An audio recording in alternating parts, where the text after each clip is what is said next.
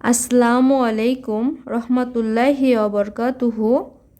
প্রিয় শ্রোতা, আল্লাহর ৯৯টি নামের মাঝে আজকে আল্লাহ নামের ফজিলত সম্পর্কে আলোচনা করব।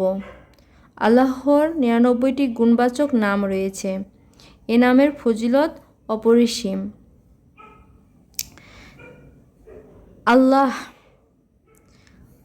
আল্লাহ অর্থ হে আল্লাহ। আল্লাহ শব্দটি বিশ্ব জগতের মালিক ও সমুদ্রের সৃষ্টিকর্তার নাম। এ নামটি দুনিয়ার আর কোনো ভাষাতেই অনুদিত হয়নি, অর্থাৎ এ নামের কোনো প্রতিশব্দ হয় না।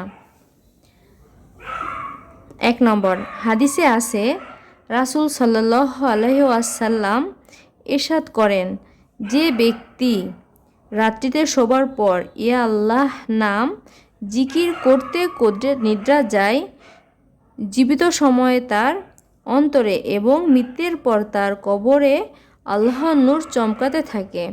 সুবহানাল্লাহ। দ্বিতীয়, হযরত বায়েজিদ বোস্তামি রাদিয়াল্লাহু নিজের ব্যক্তি জীবনের আমল থেকে বর্ণনা করেন যে আল্লাহ এই পবিত্র নামটি যে ব্যক্তি দৈনিক ৪৩৫৬ বার করে ৪০ দিন পর্যন্ত একাধারে জিকির করে, আল্লাহ তাআলা তার মনে সকল নেক বাসনা পূর্ণ করে দেন। তবে শর্ত হলো ভালো ফল লাভের জন্য সর্বদা ফকির মিসকিনদের দান খয়রাত করতে হয়, তা না হলে আমলের দ্বারা পূর্ণ ফজিলত আশা করা যায় না, অথবা হলেও তা সর্বদা বহাল থাকে না। ৩ নম্বর ফজিলত, চিকিৎসকগণ যে রোগীর আশা ছেড়ে দেন তার জন্য শেষ ওষুধ হিসেবে এ নামের জিকির দ্বারা রোগ মুক্তির আশা করা যায়। সুবহানাল্লাহ।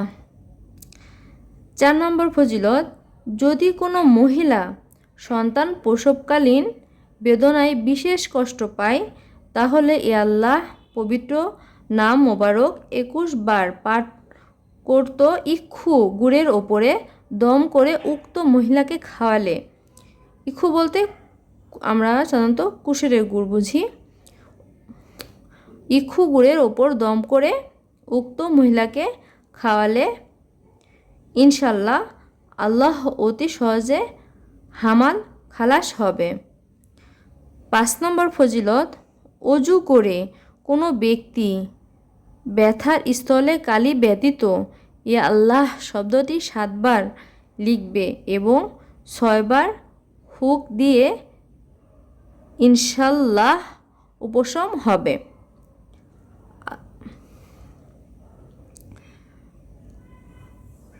ধন্যবাদ বন্ধুরা, এতক্ষণ আমার সঙ্গে থাকার জন্য।